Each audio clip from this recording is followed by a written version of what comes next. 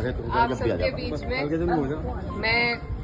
पहले भी एक बार मीरापुर मेरा आना हुआ था और तब मैं सिर्फ आपकी बेटी के हैसियत से आई थी। आज आप सबकी दुआओं के बदौलत एक पार्लियामेंटेरियन की हैसियत से भी आपके बीच में आई हूँ।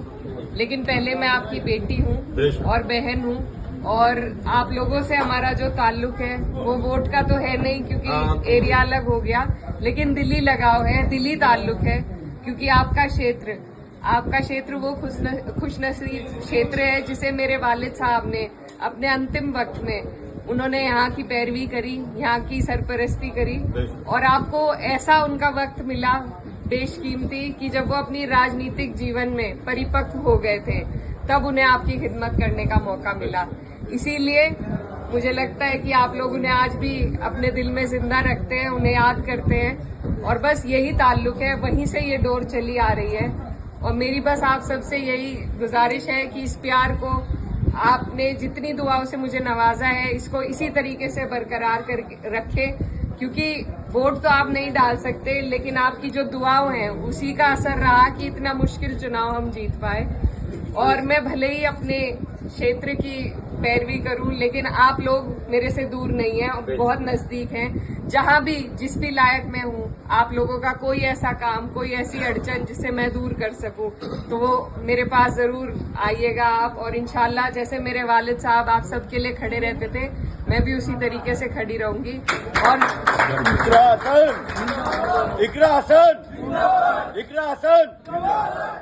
और जिस तरीके से संसद में मैं अपने क्षेत्र की आवाज उठाती हूँ आप लोग भी दूर नहीं है। मैं कोशिश करूंगी कि मेरी जो लड़ाई है, मेरी जो आवाज है उसमें आपका भी हिस्सा रहे, आपके लिए भी मैं आवाज उठा सकूं। और ये घर हमारा पुराना घर रहा है, नजीर भाई हैं, इनसे पुराना ताल्लुक है तो ये ताल्लुक ये इसी तरीके से बनकर बरकरार रहेगा। और क्योंकि राजनीतिक प्रोग्राम तो नहीं है पर फिर भी ये कहना चाहती हूँ कि जिस तरीके से इस चुनाव में हम लोगों को सफलता मिली, पार्टी को सफलता मिली, तो अब बस सभी में जोश है और बस कोशिश यही करनी है कि आने वाली 27 में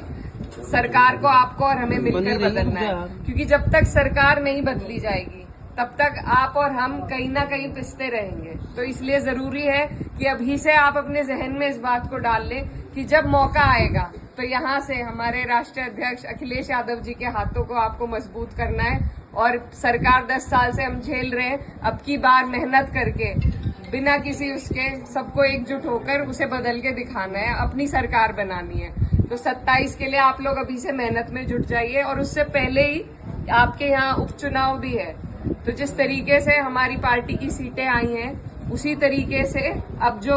जिन सीटों पर उपचुनाव होगा मेरी आप लोगों से गुजारिश है कि आप अपनी तरफ से एक उदाहरण पेश करें कि सारी सीटें समाजवादी जीते। तो मैं तब भी आऊंगी जब चुनाव होगा, उस दौरान भी आना होगा, लेकिन अभी से मैं आपको पहले ही रिजर्व करके जा रही हूँ कि आप लोग सब आने वाले उपचुनाव में समाजवादी गठबंधन का साथ दे, प्रत्याशी कोई भी हो, अपने नेता के हाथों को हमें मजबूत करना है, तभी हमें आपको मजबूती मिलेगी। तो बस आप सबसे दुआओं की दरख्वास्त है। बहुत बहुत मैं आप सब लोग का